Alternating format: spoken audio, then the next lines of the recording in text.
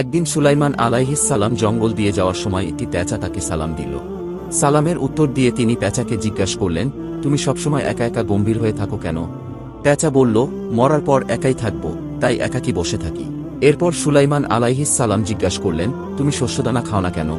সে উত্তর দিল, কারণ এর জন্যই আদম আলাইহিস সালামকে জান্নাত থেকে বের করে দেওয়া হয়েছিল। তারপর পেঁচাকে জিজ্ঞাসা করলেন, তুমি পানি পান করো না কেন? পেঁচা উত্তরে বলল, নূহ আলাইহিস সালামের কওমকে পানিতে ডুবিয়ে মারা হয়েছিল, এজন্য আমি পানি পান করি না। সুলাইমান আলাইহিস সালাম এরপর জিজ্ঞাসা করলেন, তুমি লোকালয়ে না থেকে কেন ঝোপঝাড়ে থাকো? পেঁচা বলল, এখান থেকে আমি বলতে থাকি কোথায় তারা যারা একদিন এখানে ছিল। তারপর পেঁচাকে জিজ্ঞাসা করলেন, তুমি দিনে বের না হয়ে রাতে বের হও কেন?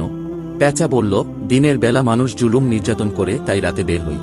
সুলাইমান আলাইহিস সালাম বললেন, তুমি যখন ডাকাডাকি করো তখন কি বলো? পেঁচা উত্তরে বলল, আমি তখন বলি, হে মানুষ, আখেরাতের জন্য তৈরি হও।